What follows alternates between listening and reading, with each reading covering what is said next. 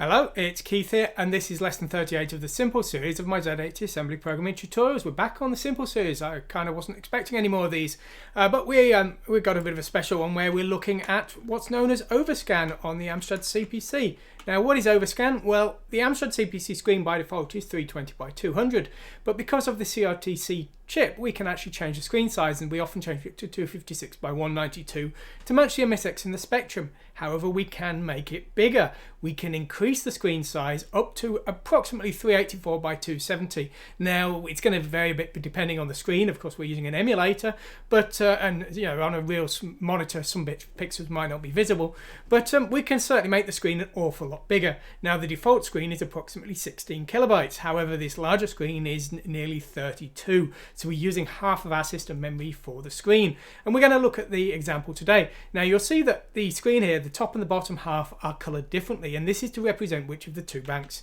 the sprite is actually in. And so the first part is from 8,200 onwards. It's not the entire bank.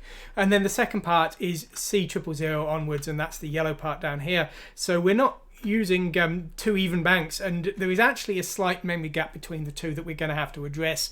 Now, I should point out that depending on the settings you send to the CRTC chip, you can specify different memory ranges. So we're using approximately 8,000 to quadruple F, but you could also use even the 0 range to 7 triple F if you want. I think I did actually hear of one program that was using I think they were using a combination of C000 to FFF and then 0 to 3 triple F, but I think this is the best range to use because this frees up the 0 range for interrupt mode 1. This frees up the 4000 to 7 triple F range for bank switching on the 128K systems. So the only problem with this is you won't have access to AMSoft because the AMSoft range is from A600 onwards. That's the settings there, so they will be lost by this, but I think this is going to be best for most purposes for your game. So we've got this simple example, which is a modification of the original one, drawing the Chibico character moving around the screen. What we're not going to discuss today is we're not going to really discuss the joystick or the processing of the input because it's basically the same as it was before. We're just going to discuss the code that is handling the overscan effect. So let's go over to our code and let's have a look at that code that is handling the overscan effect. So here is the code. So the first thing we're going to be looking at is these CRTC values. Now these are the settings that we need to write to the hardware. Now to do this, we're loading BC with BC00 and we're using out commands with the 16-bit port. It's out C, but we're actually using B and C combined. So we're basically selecting a register number first, which is the C part, and then we're writing a byte from our settings to that register number, and so our registers are going to define the size and memory layout of the screen, and you can see them here. So basically what we've done is we've changed the width and height of the screen and the horizontal sync position and things accordingly so that we've got a stable larger screen. We're also specifying the screen start here. Now we also need to set the bits accordingly to specify that we're using a 32K screen. Most combinations of bits here would only specify a 16K screen, and that's not enough for the overscan effect.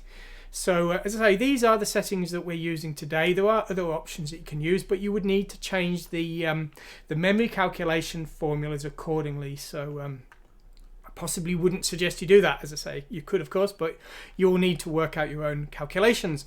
Now we're using the same draw sprite routine as before. We use a get screen pos to calculate the first memory drawing position of our sprite, and then we use a get next line command to move down. So basically we've got our destination address, we write byte data, move down the line, write byte data, move down the line, write byte data, and so on. And so it's going to be these two pieces of code that we're going to look at today. So get screen pos will take an X and Y position. The X position is in bytes and the Y position is in lines. Now each of the lines is larger now. Each line is 384 pixels. That is 96 bytes. So we're going to need to change our calculations accordingly. We're also going to have to deal with the gap because there is a gap in between the two banks. Now our first bank goes from 8200 to BFFF, and our second bank goes from C000 to FFFF, but as I say, there is a very small gap at line 128, and so when we get to line 128, we're going to basically manually step into the second bank to solve that.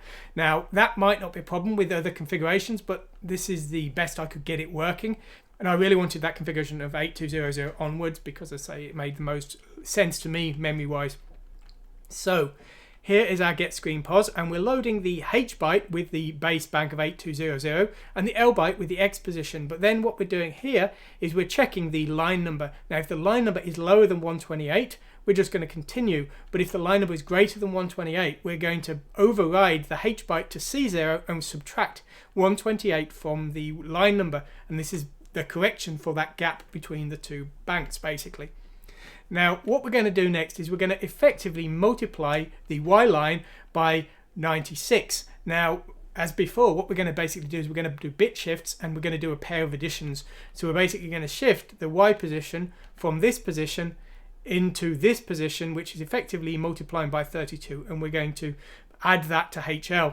We're going to shift it again, which is effectively in this position for 64, and we're going to add it a second time, with 32 plus 64 equals 96, and so repeatedly bit shifting to the left and then adding twice, we've effectively multiplied by 96 there. And that's what we need to do for the bits above bit 3, but the bottom 3 bits of our Y position, lines 0 to 7 if you will, we basically just need to do those differently. So what we need to do is effectively multiply them by 8 and add them to the high part of our HL pair here.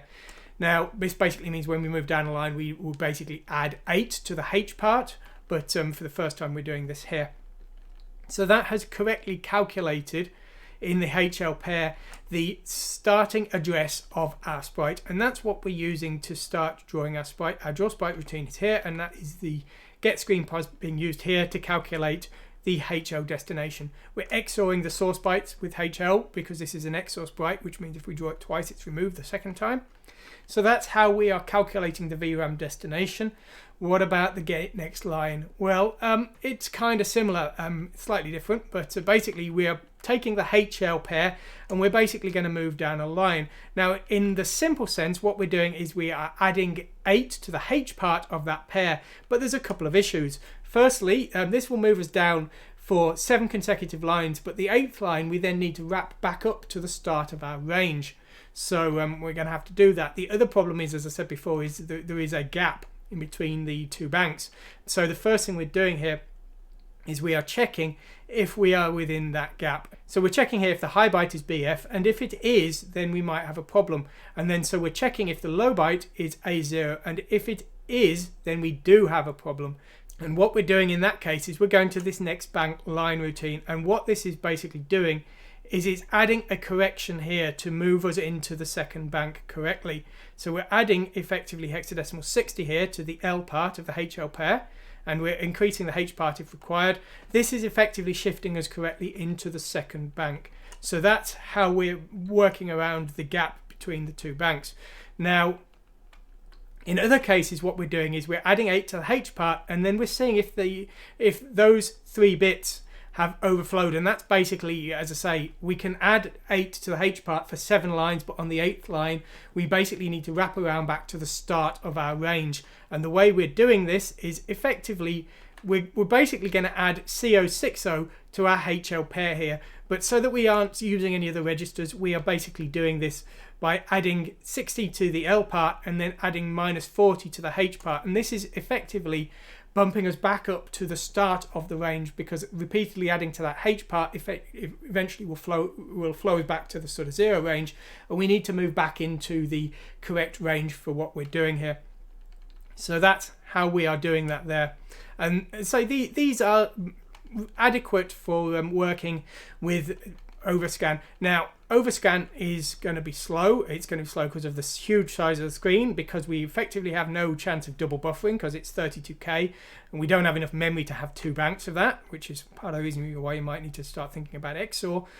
The other problem, of course, is that because our screen is 32 kilobytes, we're going to need to update the HL pair of our VRAM destination after each right of a byte to the screen. If we change our screen size to 256 by 192, we can just update the L part, which is faster, and so for that reason as well, Overscan is slower. It's certainly an interesting effect, though. It's one that the Amstrad CPC is quite famous within the Amstrad CPC scene, I suppose you could say. It's not one I've ever written a game for. I might be interested in it at some point, but as I say, it's not really going to be possible for a game like Chibi-Akum as a fast game, a game with a lot of action. For a point-and-click adventure, very, very possible, very, very interesting. So that might be something you would want to look at. But anyway, there we go. That's all we're covering today. Of course, as always, go to the website and download the source code and have a go with it yourself. Hope you've liked what you've seen today. Thanks for watching, and goodbye.